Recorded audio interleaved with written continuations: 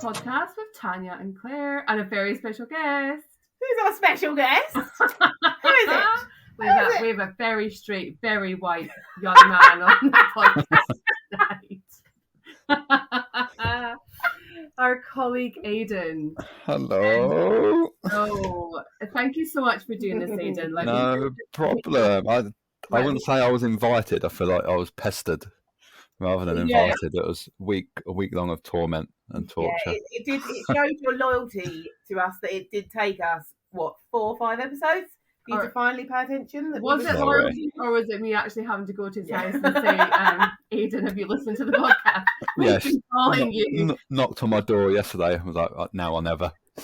Yeah. Pulled you out. This is it. Bad I feel listener. like we're just like shouting into the dark. Aiden, Yeah. Aiden, It did get quite beggy. Yeah, it was very beggy. Very much so, very much. It's all right. We got you here. That's all that matters. Yeah. Doesn't matter how, but you are here, and you are straight, and you are white, and you are a male. So I am. boxes of what we required. You're really lucky we're doing this tonight, actually, because Tanya was trying to tell me that I was in too bad a mood to record and we had to cancel. I was scared. If you'd seen her face when I walked in, you would have probably said to cancel. No. Yeah, I'm just fucking raging. Just totally fucking raging. Like, everything is just pissing me off today. And it's not just... I didn't start, Aiden. I didn't wake up. No, that doesn't fill me with much confidence. What have I signed myself up for? Well, there's a lot of energy behind it tonight. But to be honest, like I always say that the podcast always lifts me and it always makes me laugh and it always cheers me up. There you go. I know, and I do enjoy it. And do you know what? We didn't record last week. So maybe it was the missingness of the podcast that's fucked you off. And now we're back. Could be. So. It could be. You know what you said about, is it maybe you're kind of wind down from the weekend? Because I was in Bristol at the weekend with my siblings. And we all laughed so much that we cried for most of the weekend. Like, it was really, really lovely. And then you came home.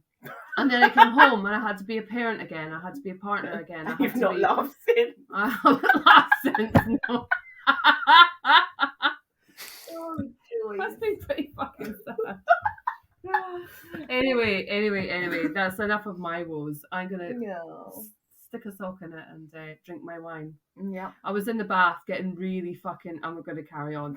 I was in the bath getting really fucking raging. And Trev came in and he's like, are you all right? I was like, no, I'm fucking not all right. I said, I'm fucking pissed off with everything. He's like, do you want a drink? So he went downstairs to go and get me a drink. Like a wine, not just a drink of water. I could have drank a fucking bath if that was the case. Yeah.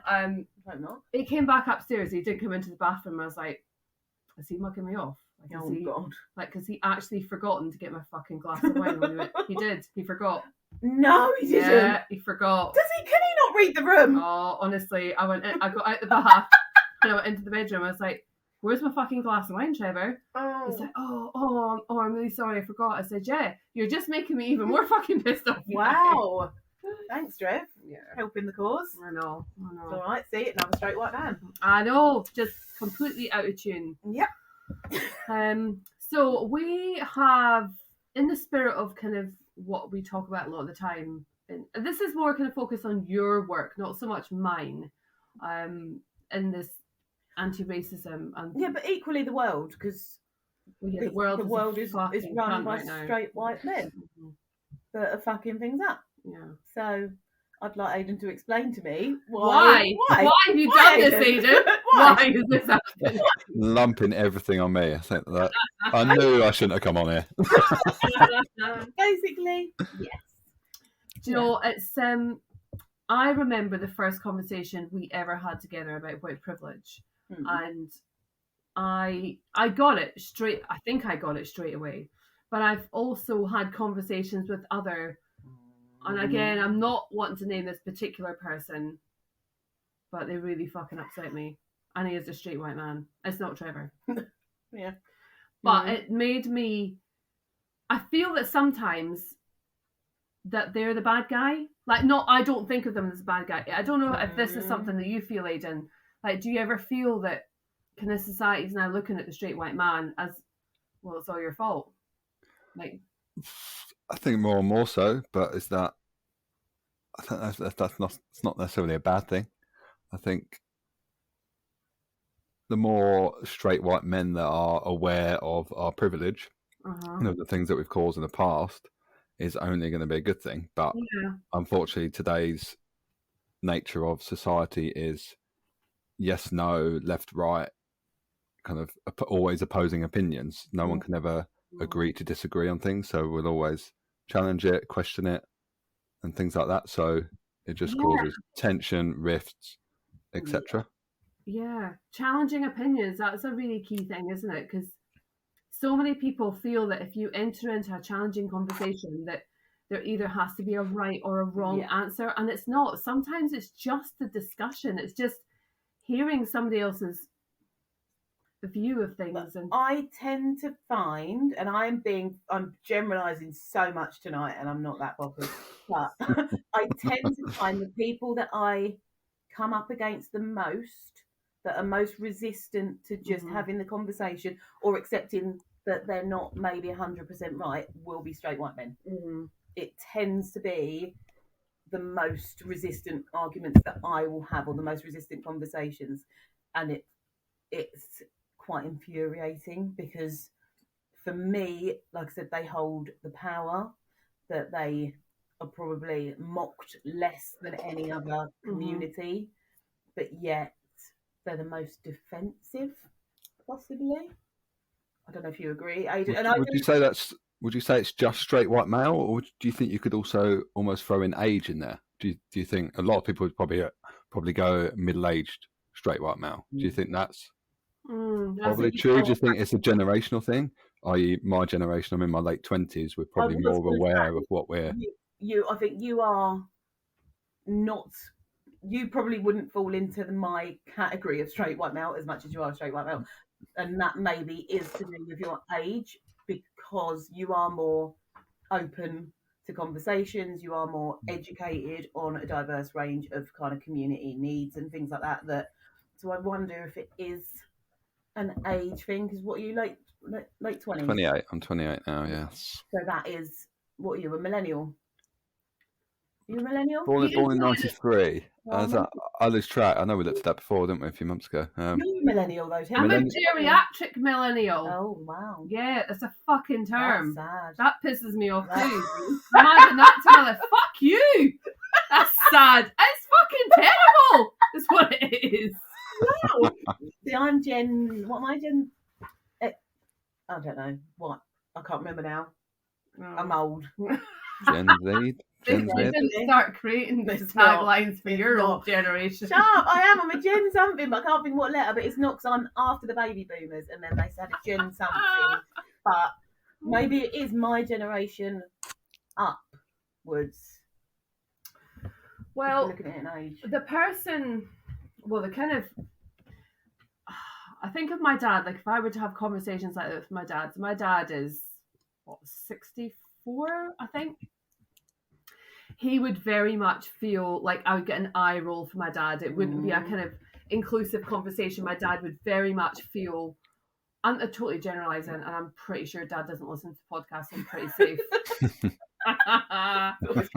But I would say I would feel that my dad would feel very under attack in respect of being like a straight white man, and how society is kind of evolving, and our kind of the conversations we have with people, and not just around about race, but just in general, with gender fluidity, with wokeness. He would feel very isolated. So he would potentially feel like he got his back up and being a bit defensive, not of him, but of his race, of his collective. And that's it. I would class them as a community in the same way that I would class like ethnic minority communities, because it does feel that way, and that does feel like there is a thinking that community of straight white men are constantly under attack. And I get anyone under attack will be defensive, but again, I equally think if you have got that place of privilege, why not accept that place of privilege and do something good with it, which is what I think, like what Aiden's saying. I think your generation, Aiden, are maybe doing that more, of going, okay, yep, I accept that I have got that. I accept that there are issues in the world, and I accept that I can help fix that. Not just going, well, no, I'm not. I've got issues too. I've had problems in my life as well. Yeah, I'm not saying that, but ultimately, can you? Yeah, it's just yeah. Aiden, is this something like the feeling of kind of being the straight white man? Is this quite a new thing for you to feel kind of under attack over? I guess so. I think, as I said earlier, more and more people are becoming aware of that privilege and what other people who aren't straight, aren't white, aren't male are going through. Things are changing for the better in some respects, and that's why a lot of straight white males just get incredibly defensive, and just can't listen to anything that would go against their view or would kind of diminish them, or that's probably not the right word, but would tarnish them or paint them all with the same brush, that kind of thing. And men get so defensive. Yeah, they really do. But is this does it come up in conversation, like with when you say like your generation? So you obviously have friends that I presume are straight white males as well. Yeah. Does this ever come up in conversation, and is there a kind of disagreement in how you maybe think about things being a bit more woke to some of them? Is there other issues besides the age that come into it? No, it's not something that I'm trying to think of, like my kind of group of school friends. There's probably 10, 15 of us who are still really good friends. It's not something we often discuss. I suppose we're all straight males, not all white, but predominantly white. Do you feel that you'd be able to... Sorry, Aiden, I'm carry on. Cut off, but do you feel that you would be able to kind of challenge a friend if they were kind of, I don't know, taking advantage of their privilege, or not taking a stand, not understanding where their place in society, or where we currently are as a society in terms of kind of thinking about men in that respect? Yeah, I would. I absolutely would. Others probably wouldn't, but I'm the type of person who would. But it's not just about going, oh no, you're wrong, or oh no, what the hell, why are you doing that? What the hell do you think you're doing? Yeah. It's actually explaining the reasons behind it, isn't it? It's not just jumping down on them and making them to feel like they've committed a crime. They've got to learn about the privilege and do some more research into it, etc., etc. But yeah, no, I would absolutely challenge it. I'm that type of person. Yeah. Question then, because right, so you're 28. You grew up in Kent. I did, yeah. In a predominantly white area. Yeah. Right. What was the difference for you, or what is the difference? What has made you, or made your generation, or what is happening that made you more woke and more aware of issues and more able to understand them, that's maybe missing in older generations or in other areas?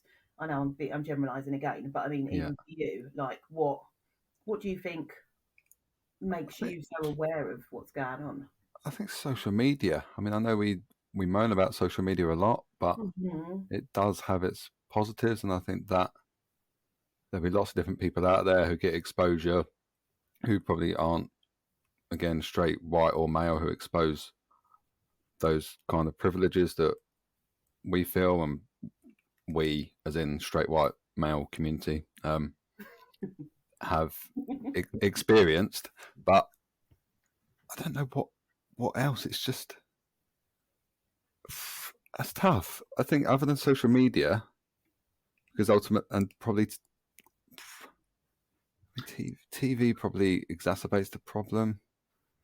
I suppose it's a really hard question, because there's no one. No, it's just, I just find it interesting, especially I suppose with the work that I do in talking to young people and educating them, but then that's obviously not something that's always been around or that everyone's having. And then if you're growing up in households where people aren't maybe as aware or wanting to talk about stuff, that how do a community. If I'm going to refer, I am going to refer to them as a community. To them. But that community that for hundreds of years have essentially been the bad guys. Mm-hmm.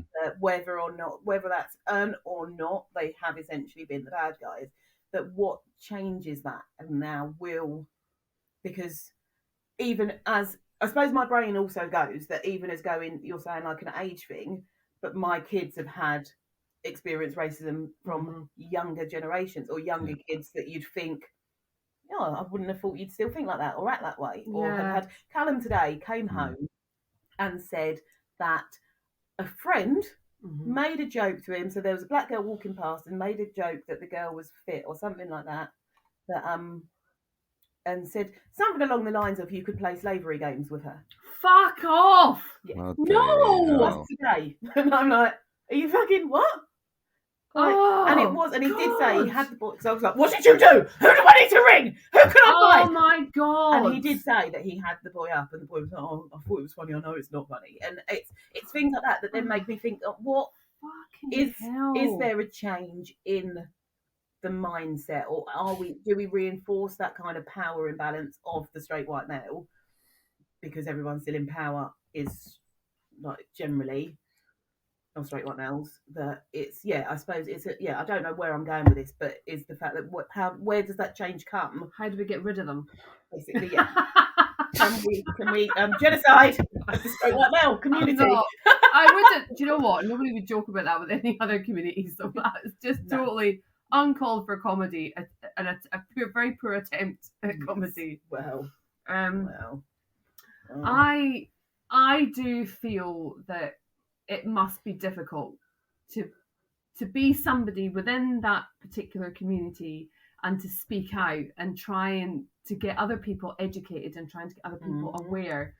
And it's not been, I know a lot of people kind of use the term jumping on the bandwagon, and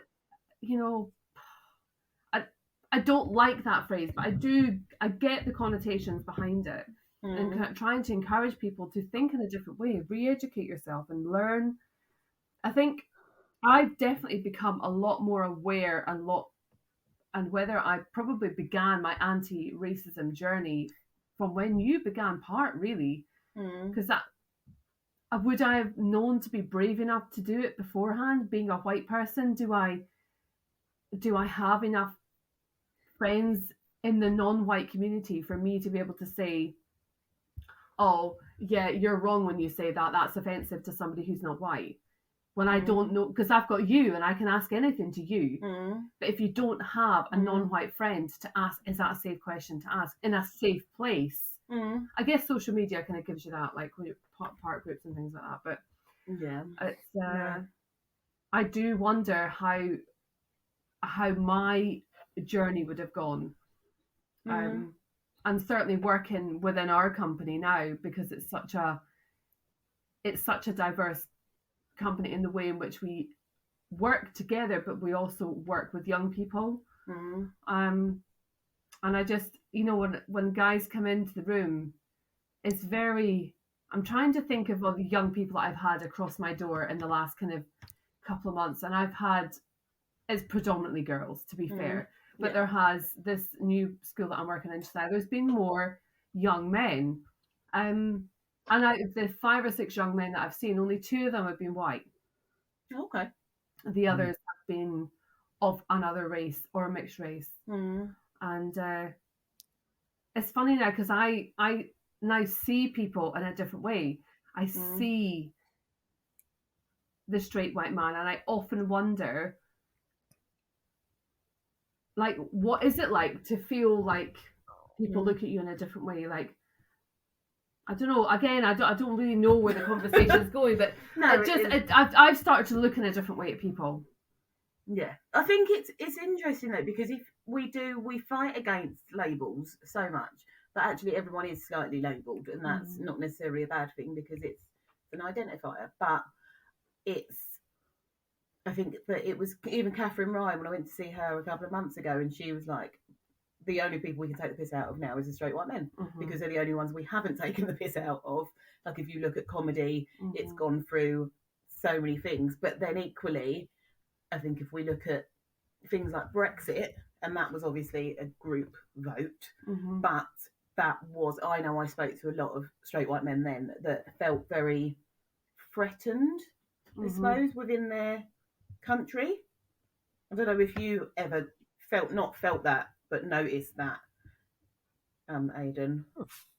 I think, well, yeah, obviously we voted leave. We won't go into that too much. No. But, well, yeah, it's quite obvious that was a big part of it, wasn't it?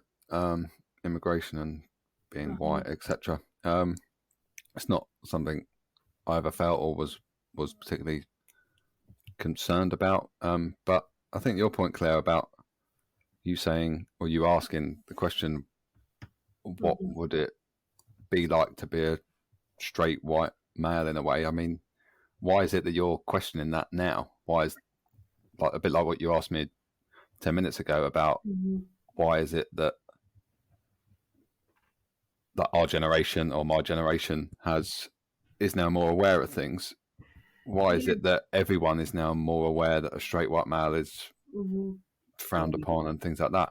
Yeah, I know, because it's not hidden. Like, if I guess for me personally, it's been a combination of things, really. It's working with Mind and Body. It's being your friend, Tanya, seeing you grow and develop with Power, and just having a keener interest in history. And rather than, what I have learned a lot about myself in the last year is that I take things at face value. As much as I am interested in the details, I'm not always interested in the details in the moment that I get the information. So, and I kind of refer this back to my moments in school, like in history. And I was talking to my siblings about this at the weekend. Our history teacher, Mr. Mackenzie, he was an amazing old man. He was an old guy, like he was just weeks away from retirement, I think, when I started high school. And he didn't give a fuck. We watched football on the telly all the time. We didn't have a history education. We did the bare essentials to get through. But it wasn't a passion of mine. And do you know what? My dad would be so disgusted to hear that, because my dad is so passionate about history. Not necessarily the history of race or the history of Britain or of the world, but just different aspects of history. So it was always a thing that my dad would kind of talk to us about. Family history, really, I guess. But just, there was always that kind of thirst for knowledge there from my dad's perspective. And I wasn't in that place in my life where I wanted to learn that. But now I am. I want to learn why. I want to ask why. I want to query the names. Like, the amount of times that I listen to a podcast in the car, and I fucking need to stop doing this, but like typing away on my Google search, like I open a new search window every time there's something mentioned on a podcast, so I can put or I send myself a voice note from a work phone to my personal phone, so that I can have a piece of reference to then go and look into these people and to find out, not necessarily just like the atrocious things that have happened throughout history, because I have been so unaware until, I mean, I'm fucking 38 this year. That's terrible.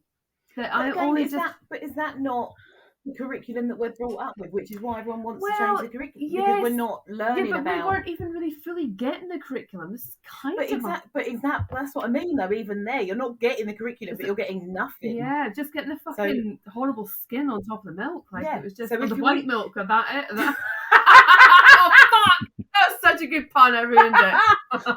Well done. Well done. But my thing is that I suppose in school, we didn't, like our school, it was a girls' school, it was ridiculous and very sexist in what they taught us, but we did the usual, like Henry VIII, and I don't know much else besides that, Roman stuff, but it was always the white side. Like, we didn't ever really, like, they didn't have Black History Month when I was at school, there wasn't anything like that. So you're taught about the achievements of white males predominantly. So it feels like, I suppose in my life, they've always been put on a pedestal, and then as the more and more you learn, the more you see the dangers. And it's not, and I really don't want to generalise, because it is ridiculous, because it is not all straight white males. Like, I'm married to a straight white male, and I do like him sometimes.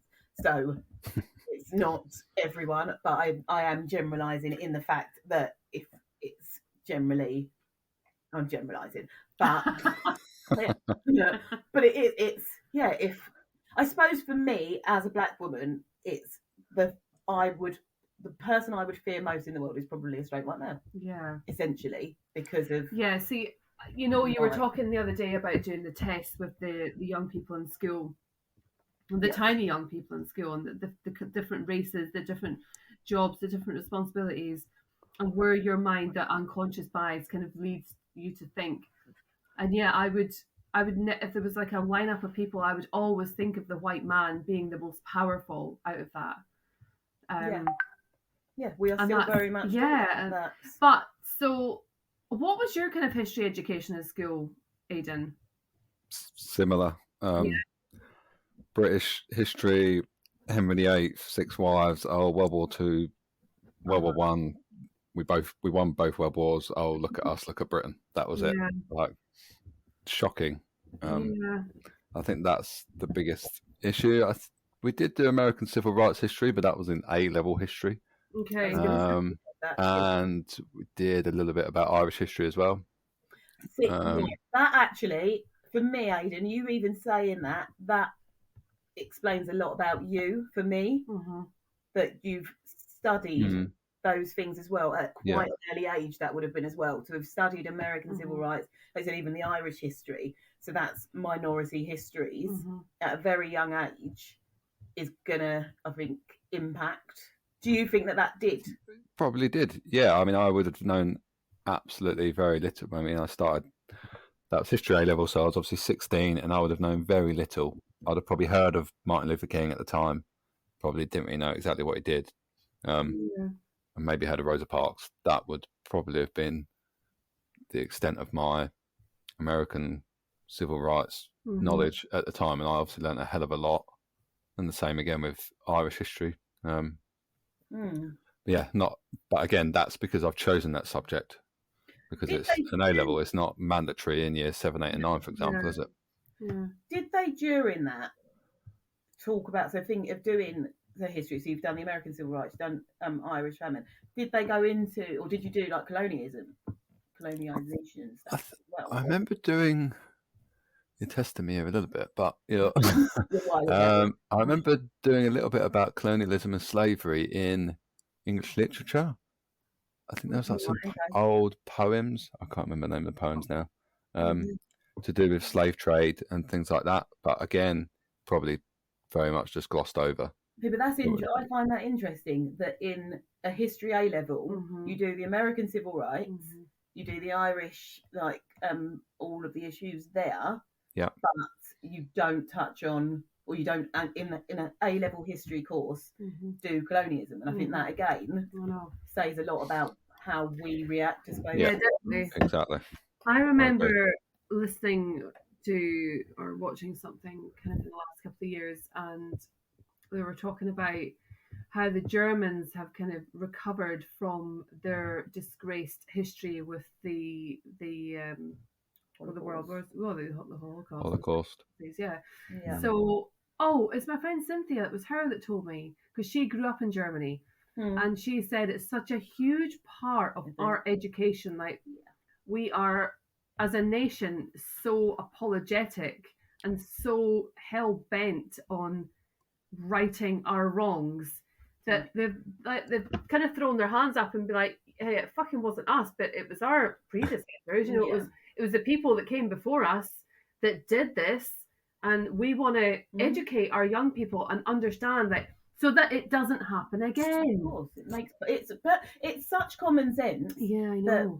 I don't know why it's taken us this long. And even in places like the Caribbean, we have a very British curriculum, so they wouldn't learn about it. You wouldn't find, like, my mum obviously moved here when she was quite young, but to speak to even family members that went back for their education, their education system, because of colonialism, is very similar to ours. So they wouldn't learn. You would think that in a country that's predominantly black, they'd learn more about those kind of things, but they don't. It's still very British. It really does bubble a picture up in my mind of this big long table with all these old white men sitting at it, and somebody whacks his cane on the table and says, "Here, here, here, this is what I think we should put in the curriculum." And they're all like, "Yes, yes, yes, and jolly good, make it all white. Tell everybody about all the great things the white people have done." And that does, like, that picture just conjures up in my mind that who does come up with what do they veto? What suggestions are kind of thrown out there, and that, oh no, we mustn't tell the children about that.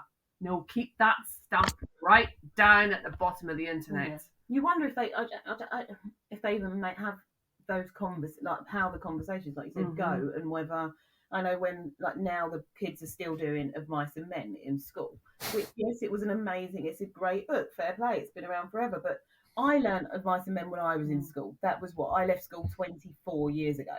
Yeah, like, seriously, you're still doing this book that's got the N word in, that's going to cause, like, frustration and upset and everything else at some point while reading that book, no matter how you do it. And I don't want to obviously whitewash history and take out everything, because you can't. Like, it happened, it was there, but it's not a mandatory book on the curriculum. That book is not mandatory on the curriculum, but the teachers or the government or whatever are so lazy that instead of investigating other books necessarily and agreeing to that, I suppose, across a board, that they're just going to stick to what they know. And in that, if you keep doing that, and if we do just stick to what we know, nothing changes ultimately, because we're just learning the same shit, talking about the same shit.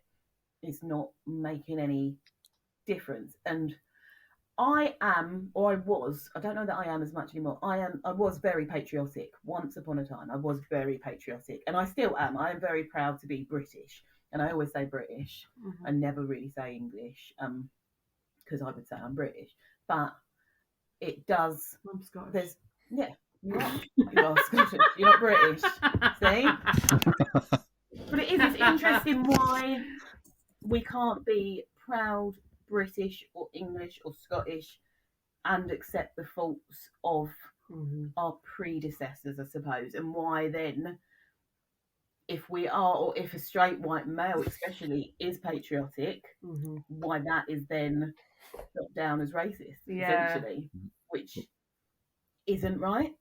It's not fair. Why are you proud to be British then? What makes you think, oh yes, great, I'm so British and I love it? Like, why? For me, it's, I suppose, when I think, I probably am very much London-centric as well in my proud to be British and proud to be living in a diverse area. I think it's definitely changed since I've moved, I'd say.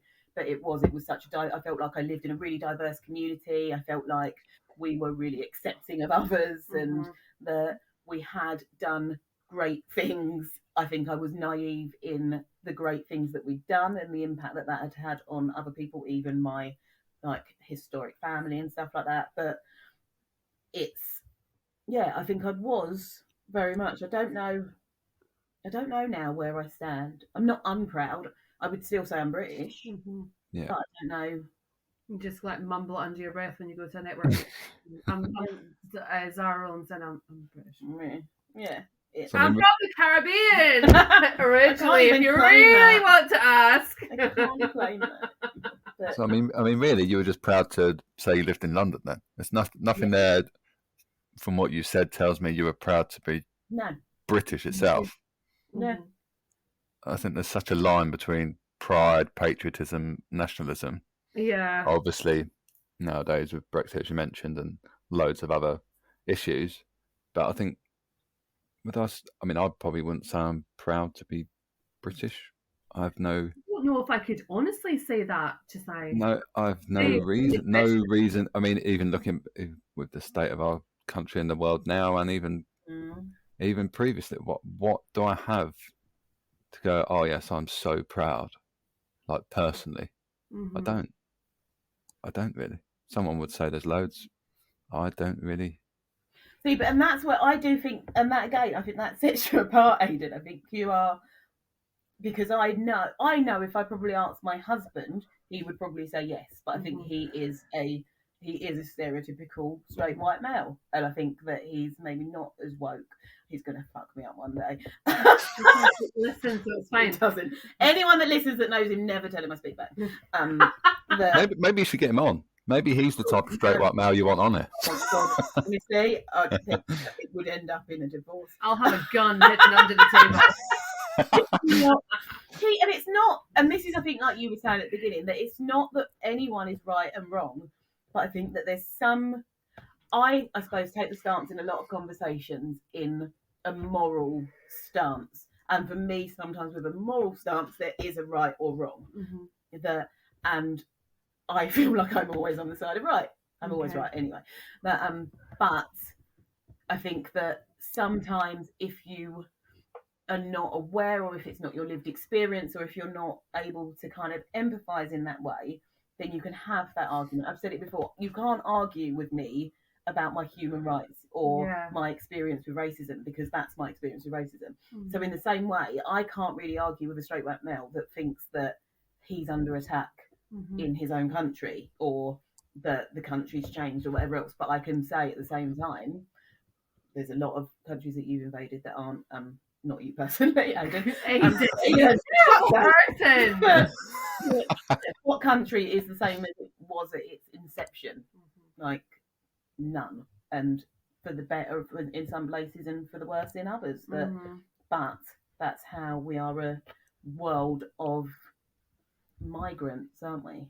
So it's, I don't know. I think that I don't want to attack the straight white male, and I don't want them to feel under attack, and I feel like they should be able to express themselves in the same way that I would express myself as a black woman, not really a lady, but I always come back to the defensiveness of an argument.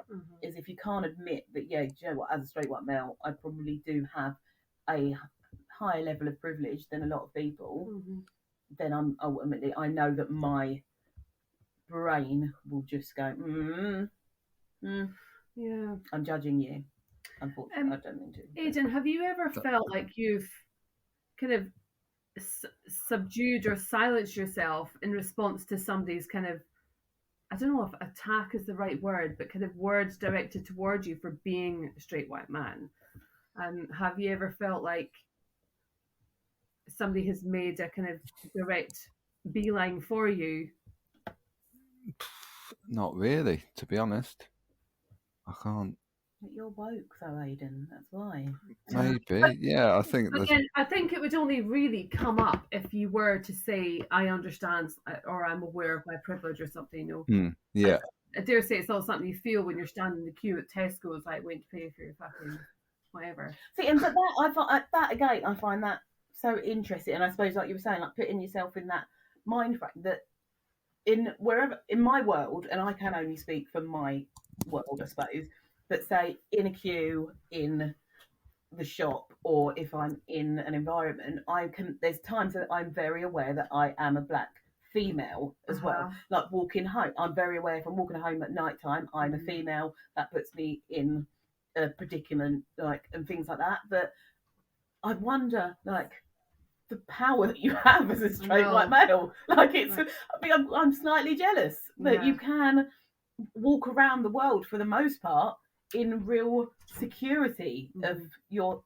being. Do you know what I mean? Yeah, I get it. Like, just not having to worry for your safety, apart from like dangerous places. But no one's going to attack you because of your race. No one's going to attack you because you're female.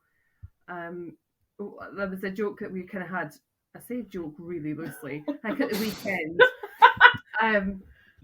my sisters and I, we were getting an Uber from our hotel over to my brother's house, and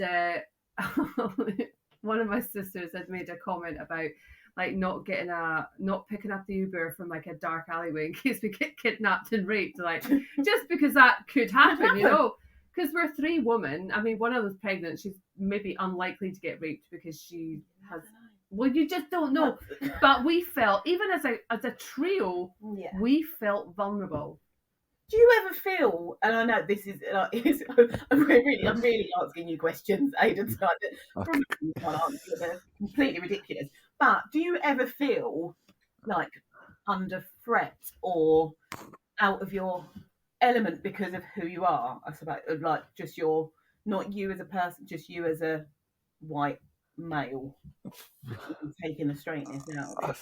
Probably. I think we've all got preconceptions and ideas about certain types of people, i.e., I don't know, that's classic hooded youths or something like that. I think we'd maybe always feel a little bit on edge if I was on a late night train or something. It was me and a couple of them that were being loud, shouting, drinking, etc. You'd probably naturally feel a little bit on edge, but I wouldn't feel too concerned. Whereas a female might move carriage, for example, whereas I would probably just sit there, just keep myself to myself and wait till my train stop. Whereas a female would try and get themselves out of that situation if possible.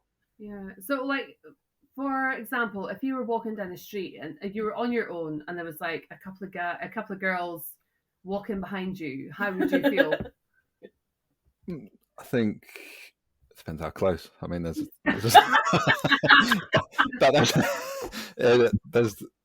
if they were right close, I think that's just socially awkward, isn't it? But no, not because not because of their gender or their characteristics. No, I probably wouldn't. Yeah, it would be socially awkward as opposed to exactly. Yeah, I need to reach for my phone. I need to worry about is there lights on? Can I see any security cameras? Can I see any cars coming? Do I need to shout for help? If I do, it's not fucking. The other day, I go to the gym, and my gym, like, you have to walk down where the cars go, which is quite dark and quite stupid, but it's where you have to. And I remember I drove in the other day, and I got out of my car, and a man walked that way to go the same way as I did. But as I got out of my car, he walked back, and he was obviously just going back to his car. Yeah. But I got back in my car and pretended I was locked the car door and pretended I was doing something to make sure that he was going back to his car, and then to let him go, because my brain's going, I'm vulnerable here. It was like 8 o'clock at night. It's dark. I know I'm going to walk down into an underpass. And I suppose that is reality and that is life. But it shouldn't be. And I think it's things like that you just, it's... Do you think we're...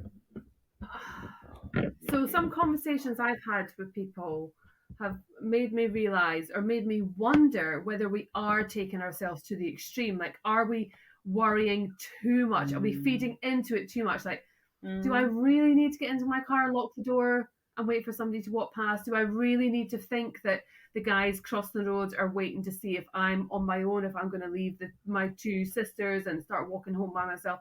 Is that really what's happening? Or is it just being aware and not having to... I think I very much internalize things. I can...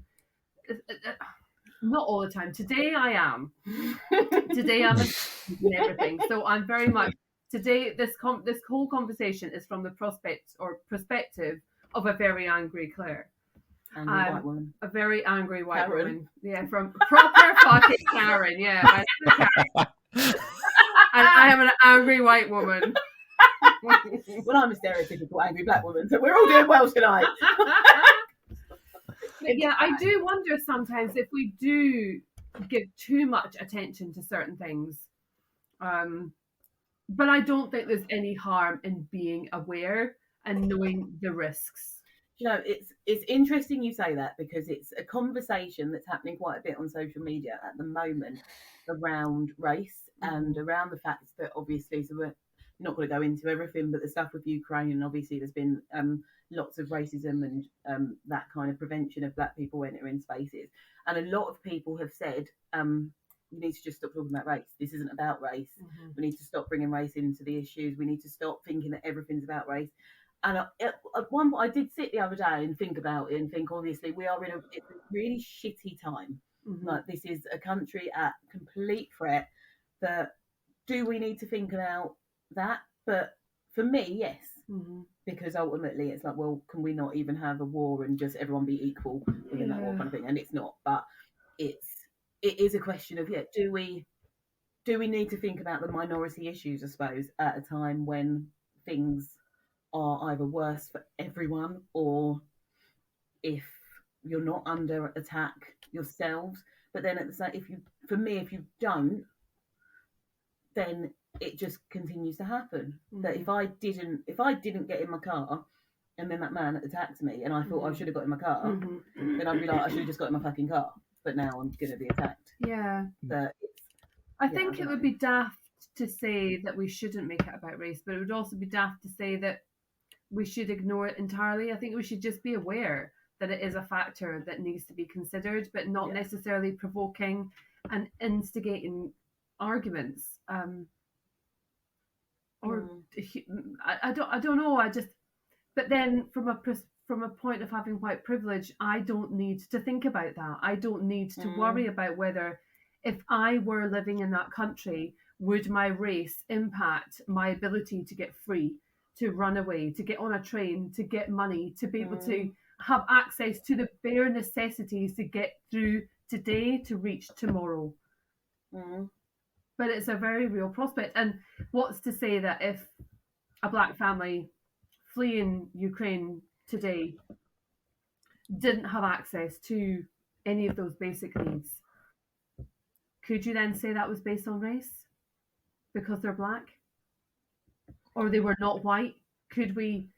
It would depend on each situation, I think. But at the moment, I think the issues were that they were blatantly saying it, so that they knew it was about race for those issues. But yeah, I think it would be difficult if it wasn't. If it was just, you couldn't say essentially with everything. But yeah, they are blatantly have expressed, like black people can't go through. I think it's fucking hell. See, I don't watch the news. I don't allow that into my life because it's just too much. I get enough updates from not you, Aiden, but my son, Aiden. He kind of keeps me in the loop on it all, and it's just. But it's difficult to know because we've got a lot of friends that are very scared at the moment, like living in Britain, like not living in Ukraine. But you can't. I think it comes back to what you said. We live in fear constantly, but I can't. We can't, it's too draining, because otherwise we'd be living. Even the straight white males would be living in fear. Otherwise, like everyone, like Aiden said, everyone could be fearful at points, essentially. But I suppose we should have that awareness and that open-mindedness to know that other people might be in more threat at certain times. And it's even mentioning race with the Ukraine. It does make me feel slightly bad because that is a country that is under threat, and that's got to be the main focus. That is the main focus, is that this is however many people, like ridiculous amount of people that are up threat, but we can't ignore the issue that racism has been brought into it. But it's the same with the straight white males, is that we shouldn't pick on the straight white males and we shouldn't blame them for all of the world's issues, but equally we can't ignore that a lot of the world's issues have come from it's like it's an added privilege, really, isn't it? Like, we talk about white privilege a lot, but male white privilege, is that a thing? Yeah, no, of course. But everyone, I think this is why when we talk about white privilege, why I think I get my back up when people get their back up, because everyone has privilege. Like, there is not a single person that won't have some kind of privilege, whether that is because they're male or because of their gender, because of their sexuality, because of their race, because whether they're able-bodied, whether they are hearing, whether they are seeing, that we all have a privilege, and we have to accept that we have that privilege, but accept that some people won't have that privilege, and we might have to have an equitable life, or we make things fair for those that aren't as fortunate, or not even as fortunate, because even that is nonsense, that aren't as privileged as the next person. So that's why I think when a straight white male says, oh well, it gets my back up, because no, you are privileged. Like, accept that. You might be poor and be a straight white male, but if you put you up, a straight white male up against a straight black male, and the generalising again, ultimately the straight white male will have more privilege than the straight black male because of their race. But if you put a straight homosexual male up against a straight black male, it's more likely that the straight black male would have more privilege because of their sexuality. And it is, that's the way of the world. Like, we can't. I think the word privilege is very triggering because people see it as, people, I think, generally live in oh, and what's the word I'm looking for? I've lost the word I was looking for. They kind of live in a vacuum of what they think they should have, so that they don't necessarily feel that where they are right now is a privilege. Because privilege is quite a loaded word. And if you don't feel that you've got privilege, whether that's because of class or something else, then for someone to say, I always think of privilege, or I used to always see privilege as like a really, like, you're a really lucky person. Oh, you're privileged. You have the privilege to do this. And now I feel really stupid saying fucking privilege because I've said it so many times. What do you think, Aiden? But yeah, I think the Ukraine thing. There's so many things you could go off there. Like, obviously, Putin's a straight white male. See, you made my point. Yeah, I know. But I think the reaction around the world, including the media, there was a few Instagram posts flying around last week about different things. I think it was the BBC, CBS in America, Al Jazeera, about how their kind of reporting of it was racist, in a word. You know, which is shocking. I think you can even look at this country, even our reaction to it. There's been maybe not obviously as close to home as this, and maybe that's why the reaction is bigger. But Syria's had obviously a civil war that wasn't invaded as such, and there was 6 million Syrian refugees around that had to leave Syria. I mean, the reaction to that wasn't as big as what it is to Ukraine, probably because it's a predominantly white European country. The reaction, I'm obviously saying the reaction is good for Ukraine, etc. But if you look back 10 years ago to Syria and Iraq and Afghanistan, and our views to refugees as a whole, we are still a racist country, institutionally racist, despite whatever fucking report the government wants to brainwash you with. We are. I think, just talking about white privilege in particular, I think that highlights it in a way. I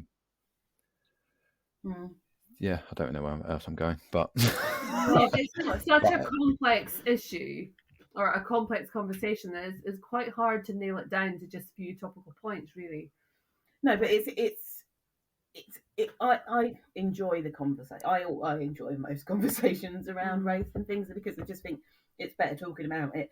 And I do think that it helps that obviously I know Aiden, and I know obviously you are a straight white male, but I know your character, so that goes beyond that, and I know that helps me to feel comfortable with the conversation, to know that you're kind of on the same page as me anyway, and that there isn't that denial. There is just a conversation about it, and how that we affect change more so than anything else. And I just wish that could be more of the conversation everywhere, and that people could have that, and on so many different fronts, because I think me and Aiden were talking the other day about that I Am Black and British programme.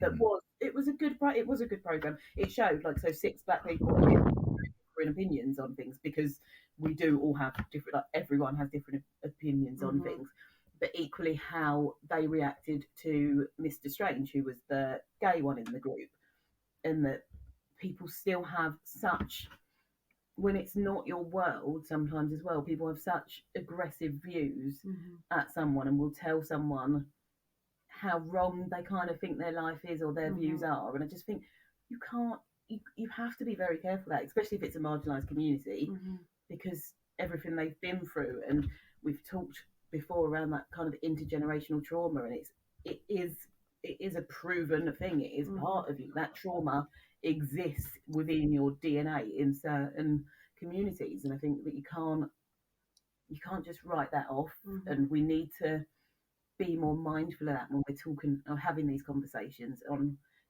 with any community. And even I will take the piss today, but I am mindful, like I said, I do live with a straight white male. I am mindful of how things I might say or might talk to him about might trigger him, and the same for other people. I don't go into schools generally and shout about white privilege. I wouldn't do it in that way because I'm in predominantly white schools, and I know the kind of clapback that could come. I can do it a lot more sensitively and still get my point across.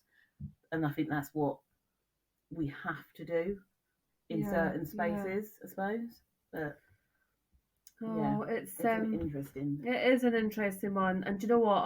Our hearts and our sympathies go out to those people in Ukraine just now who are suffering.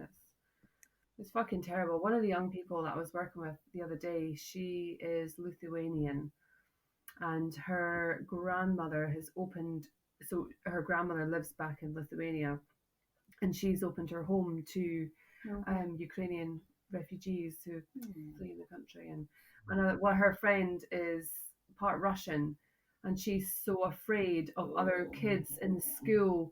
There's already been xenophobic comments made around the year group. It's fucking ridiculous. And I know.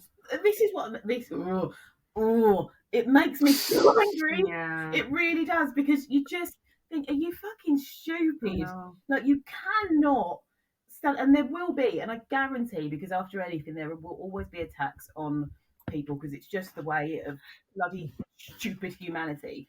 But you cannot blame all of the Russians. You've seen, I think today, Putin put out a speech for International Women's Day saying how brilliant women are and blah, blah, blah, and that he's basically brainwashing, and look like the message that he's giving to the Russian people isn't what we're getting necessarily, or what we're seeing as reality.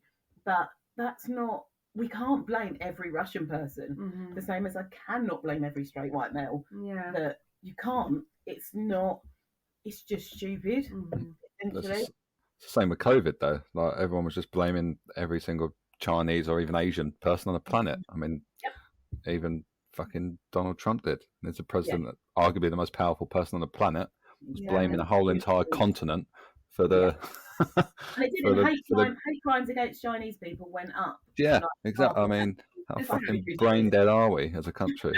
Seriously, it does feel like sometimes there's so many of us that are just like normal people, and then you look around and you're like, fuck me, we're living a bunch of idiots. I know. Like, seriously, what is the world? I mean, it's amazing. I think even on like the village helping page, someone was saying something the other day about, well, it's these horrible Russians, and you just think, come on, really? And I didn't get into an argument because I've had so many arguments on that. She sounds like a Karen. I'm going to stay out of it. Yeah, I think it was. Wasn't Claire, was it? Yeah, it was Claire. Claire one day who's like, fucking Russians! Just, no, it's ridiculous. But it warms my heart always to talk to people that are like-minded and are going to go to protests in a couple of weeks. Yes. Stand up for those. What protests are you going to? So it's the London one for Stand Up to Racism. It is Stand Up to Racism, isn't it? Yeah, I think so. Yeah, UN. You've gone as well, Aiden? Yeah, I'm going. Absolutely. Oh. You're coming, aren't you? I thought you was coming, Claire. I thought you were coming. Yeah, but I didn't have any details. No, I don't think I've put. Pretty sure I said this when I was drunk, but I was thinking about it the other day. I was saying to myself, You said it on the podcast. Were you drunk when you did the podcast? Yeah.